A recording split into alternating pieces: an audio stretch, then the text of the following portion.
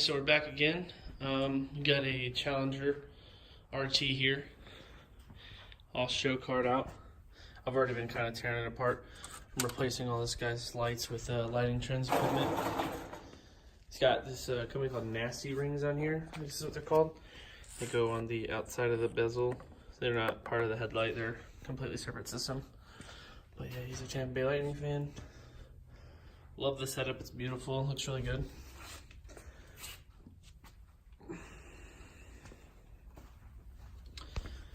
He's got my side splitters. The diffuser is by, I believe, a different company. He's got this wicker bill. And then he's got a splitter back here. 3G Customs that I'm putting on. But yeah, I'm gonna start tearing it apart a little bit more and keep you guys updated. Pretty excited about this one. It's pretty cool. And then I got an event coming up here soon. It's called Clash of the Kings. So I think I'm gonna bring him and obviously our Challenger, maybe one other car to it because I got a booth. So yeah, should be pretty good. All right, I'll see you in a little bit. All right, guys. So step one's pretty much done. We got all the other stuff off. And now I'm taking this wire. He's got engine covers, but I kind of want to tuck it up underneath the fuse box like that. Clean up this little area because it was just clustered full of wires. So I'm going to take these two. Obviously the one goes to the positive, that one's the negative. And I usually use that as my ground, or that one as my ground. Just depending on how many boxes or wires or whatever I'm going to have in there. Here's what it looks like now. And he's also getting that splitter like I showed you earlier, so I got to pull all of this off and figure it out. But yeah, here's all his covers and stuff. I mean, like I said, he's got engine covers and most of it will be hidden, but I still want the work to be there, the quality for later. But yeah, see, I'm just gonna tuck it up right there. It should be fine. So yeah, I'll get back to you guys with another update and I'll show you some more. Alright guys, so we're back in here and we're just tearing apart the Challenger interior of the light. Already pulled it all apart. I'm just going to do a walkthrough on how to pull everything apart so you guys can see it yourselves. So you see how I do all my work. First, usually I start with this, the tear apart. Taking off this whole fascia piece. You use a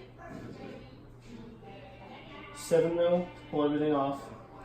And then you get an adapter piece for your 1/4" drive. Screwdriver piece, and then these are the 3 bits you're going to need. You're going to need 2 Torx bits and a Phillips bit, a small Phillips bit to flip the demon eye around inside of the casing. So I believe, what size is this? The smallest one. It's a T10 you use first, and you pull off both of the rings the diodes are attached to. And as soon as you pull off both sides, you can grab your lighting trends DRL boards and you can reset the new ones on. So there's one ring. The DRL board, pretty much you just kind of wiggle it forward. One second, I'm going to unplug it first. Back on the back here, just got a little clip and pull it right off. All the wire comes up and around, and you just pull that piece off. So you can stretch that out of the way. Normally my clients don't want that back, but I usually put it back in the box for them just so they can get it back and do whatever they want with it, or I keep it here for them because if they go back to stock, they usually just bring me the vehicle. Okay, so we got both halos off. Be careful not to pry them too hard or you can snap them on these bottom pieces.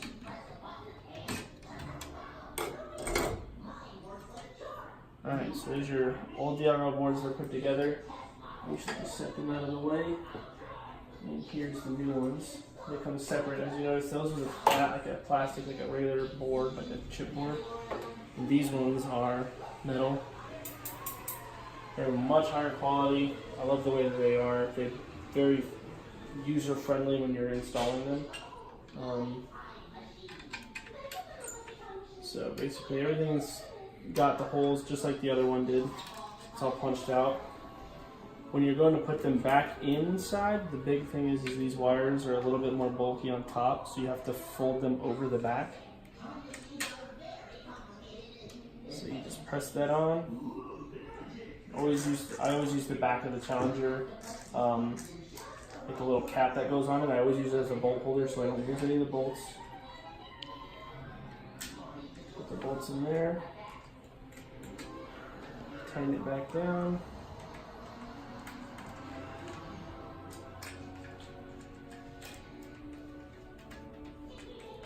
Okay. Make sure you get it nice and tight because then when it reflects, it won't come out the side of the light. Alright, so there's your first one done. Alright, so there's that.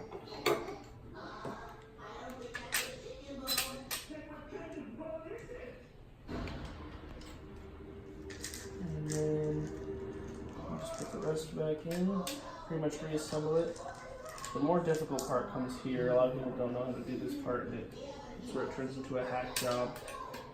People kind of just get lazy because they get frustrated. It's actually a super simple fix.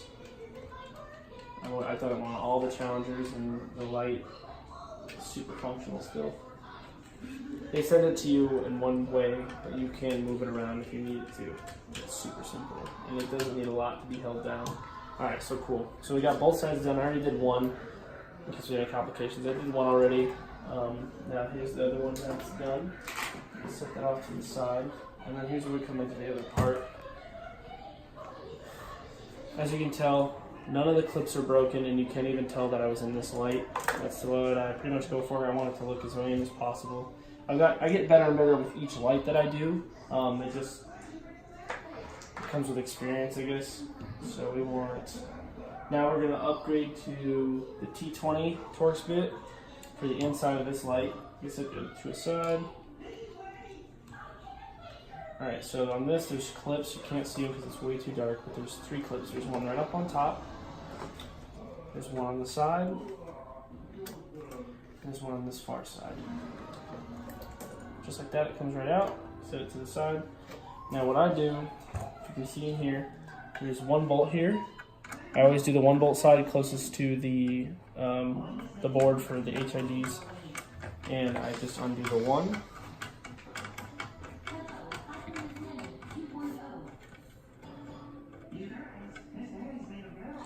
Do the 1, pull your T20 off, put your Phillips bit, make sure it's a really small one. I use a 0, that's just the smallest one I have. Alright, come on. Then we grab our demon eye. So they come like this, mounted like that. You basically need to just flip the demon eye the opposite way. So you fold the wire back,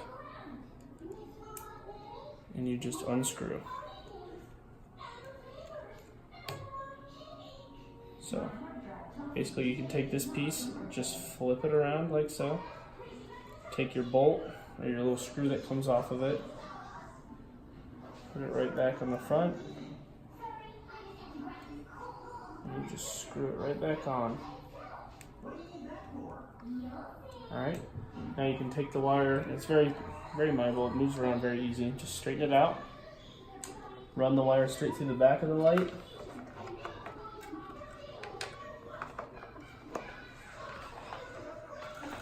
Alright, so you run that straight through the back. Then you take your demon eye and you fold it and you push it in.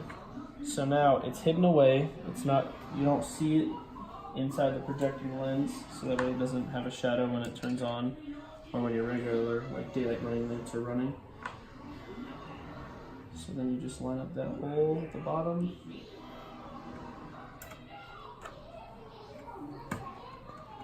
Like so. Put this back down. So far it's all pretty leveled out, so I don't have much to worry about here. Alright, cool. So yeah, now as you notice, there's no reflection, no gate, no glazing on the sides. You can't see anything. Now if you really want and it bothers you that much, you can just bend that wire and fold it down more. But always keep in mind that in there goes your other bulb, like your actual HID bulb. And then all you do is wrap this around straight around the side. And then yours. your driver goes right there on the side of it. So this wire plugs into your driver, which then gives it power. So you cut that over to the side. And then put one whole light back together and show you the step to that. Same with these, just flatten them out. Run it straight through that back hole. Right back there. Take this one. And then run it straight through the back.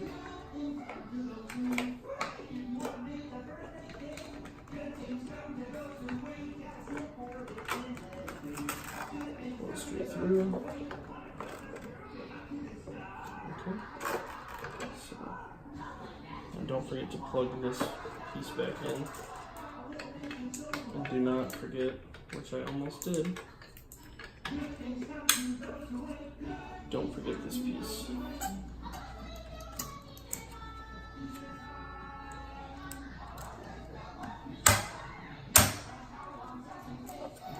Okay. There we go.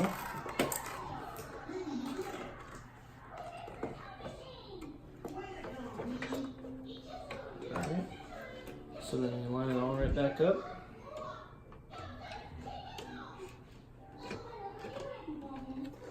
Alright, it's all back into place. So now you can take your Torx bit off, put your 7mm back on, grab your few little bolts you got left.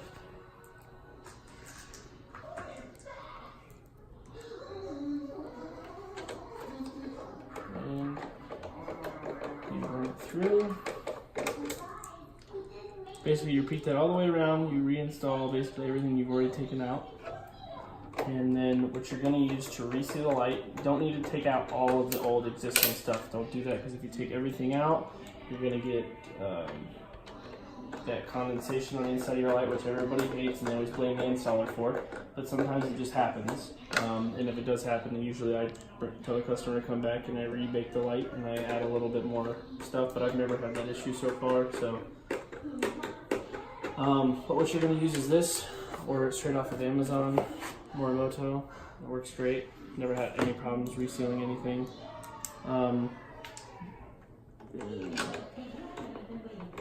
Best thing to use, what I use is one of the guide knives over here. It's a razor blade. It's like a little metal handle pretty much. Okay. So you just use this piece. It's got only a little bit of blade sticking out so you can't hurt, well, hopefully you can't hurt yourself. And I just run it straight up. Just take a slice and then run it right across the bottom of it, and it keeps everything pretty much nice and clean. And then afterwards, obviously, I air everything out in case any debris gets in the air, and I clean off the lens from the fingerprints and everything like that, just so it doesn't you can't see it when the light's on. So, all right, well, now you guys have seen how I do everything.